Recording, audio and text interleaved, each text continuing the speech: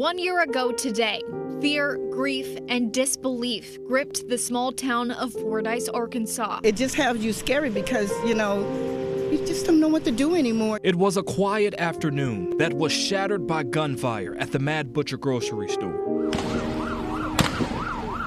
4 people were killed, 10 others were injured, and hundreds of lives were forever changed. It rips your guts out. It's evil. It's just plain evil. As the community prepares to gather again, this time in remembrance. We see it on TV.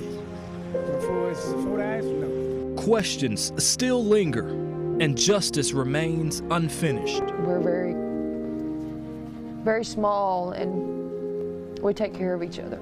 Fordyce remembers 1 year later. Tonight marks 1 year since the deadly mass shooting at the Mad Butcher grocery store in Fordyce, where 4 people died and 10 others were injured. Yeah, it's been a long 365 days. Police first got that call around 11:30 that morning, responding to a very chaotic and very horrific situation. The suspect, Travis Eugene Posey, is still awaiting his trial. It is set for August, and he is facing the possibility of the death penalty. Yeah, the victims killed in the shooting were 23-year-old Callie Weems, 50-year-old Roy Sturgis, 52-year-old Shirley Taylor, and 81-year-old Ellen Schrum. Catherine Thornberry went out to the small Dallas County town where balloon releases were held in honor of the lives lost. Catherine, you still just really feel for this tight-knit community. Gary and Jessica, this community is really focusing on the importance of remembering what happened that day and all the lives impacted, for people to gather and talk about the loss, because for some, that day hasn't left their mind. I haven't even been in Mad Butcher since then. I tried one time and I broke down before I got in the door. A lot can happen in 365 days. But for the city of Fordyce, 1 year can seem like no time at all. On June 21st, 2024, 4 lives were taken and several more injured in a mass shooting at a Fordyce grocery store, leaving scars on people like Betty Strong, who was in the store when bullets began flying. All I can hear at nighttime is the gunshots, shotguns, 9mm, and then I see the bodies and the blood, and I just wake up shaking all over. At a balloon release remembering the day Fordyce stood still, Strong says it's the 4 people who couldn't be there that make the day so important. Roy Sturgis got killed.